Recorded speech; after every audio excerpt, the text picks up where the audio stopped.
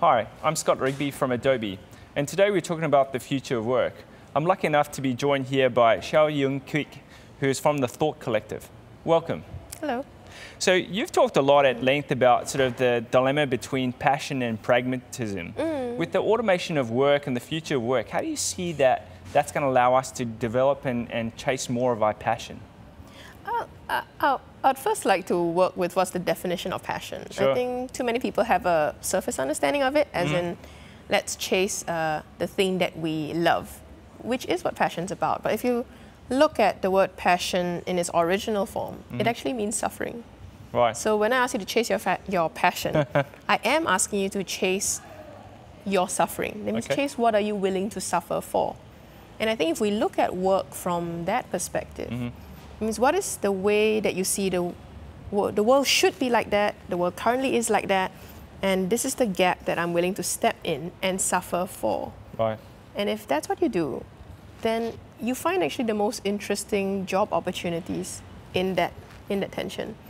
Because it means that when you look at work, you're looking at it like, whose pains am I willing to work to end? Yeah. Right. And in order for us to chase more of our passion, right, what do societies and governments really need to do to be able to assist employees of the future to be able to achieve this? Well, there's a lot that government can do, but if there was one big lever that would make a significant change, it would be education. Right. I think there has to be a real shift away from an exam-oriented, grades-obsessed slant, especially in Asia, to a more real-world integrated kind of curriculum. I'm a big proponent of kids going to work early. Okay. Like as early a taste of the real world as possible. So think about what would our curriculum look like if we integrated real world problems into the classroom and got kids to solve that. Then they'd understand what are the stakes involved. Right. So the reason why education is failing is kids don't see the relevance. They don't understand why they're studying what they're studying. Yeah, and that translates to later on when they go out to work. They don't understand why they are doing what they're doing for work. And they might also find their passion earlier. So I think exposing kids to what's really happening out there, what is the real impact in the workplace, I think that would help them see, actually, what do I really, really care about? And that's where I'm willing to put my skin in the game. And so Adobe's done some recent research around the future of work, and across Asia Pac, what they found was that if people had won the lottery, they'd still choose to work. And 40% of people said they'd choose to work, but they would change careers to a career that they were passionate about. What do you think that the likelihood of that sort of chasing the dream is, and what do you see the future of work is if people are not currently, 40% of people are not working in the job that they're passionate about? Work?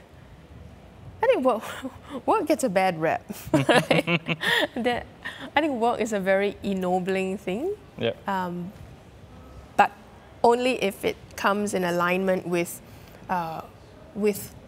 your big why, right? Why have I been put on earth? Why do I have these skills, and how do these skill sets solve something real in the world? And I think if you are in that happy place, then work is a wonderful thing. Sure. And even if you don't get into that philosophical happy place, the idea that you're going out every day and being useful and relevant, it makes people feel that there's meaning to their existence, that there is something to all the hours I've been given. Sure. Yeah. And if we start to sort of translate that across the organisational view, what are the skill sets that you think organisations are looking for to be able to tackle the future of work? What skill sets organizations are looking for, as in what skills they should be hiring for? Okay, it sounds fluffy, but I think self-awareness is very underrated. Sure.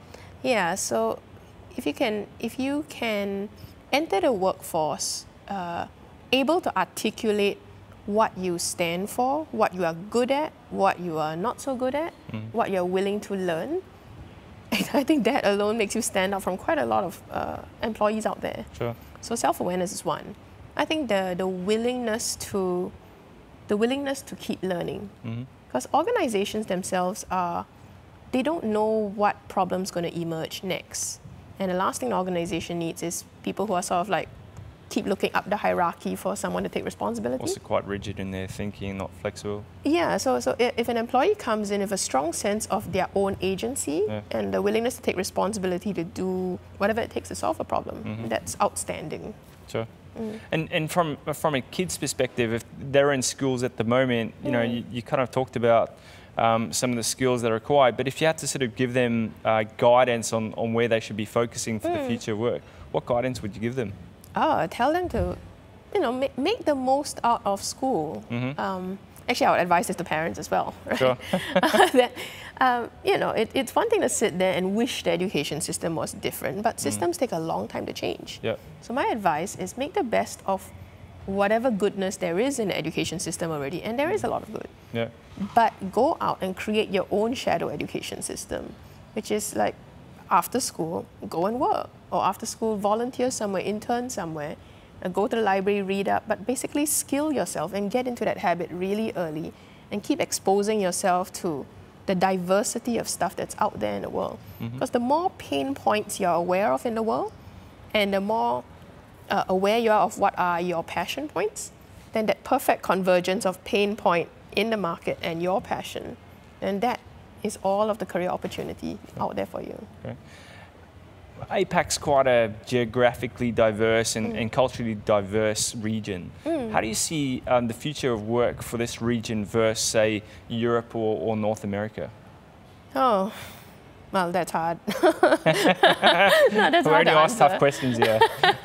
I won't be the expert on what the APAC region will be thinking, but one thing that Asia Pacific has that's working in its favor is there's still a very strong communal focus. There's a strong sense of you have to take care of your family. Yeah.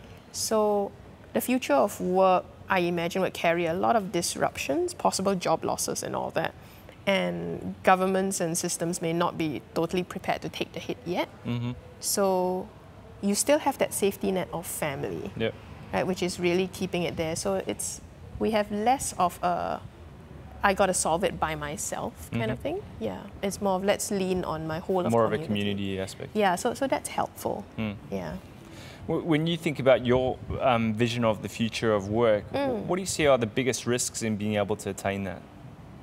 Being able to attain the future of work. Your vision of the future of work. Oh, my vision. Oh gosh, my vision's like utopian. Well, what are the risks in achieving a utopian vision for, you know, a combination of humans and technology? Well, I wish that we would have a society that really understands the greatest technology that we already have that can change the world is right here. It's us. It's always been human beings which have been the greatest intervention. Human beings create technology. Yeah. So I do want a return back to a belief that, that we are enough. You know, and technology is great, but technology is not the answer. Technology shouldn't lead the change. Human beings lead the change, and technology assists in it. Yeah. The risk of that, I don't know, maybe technology is smarter than, than I think. Well, that's a risk, right?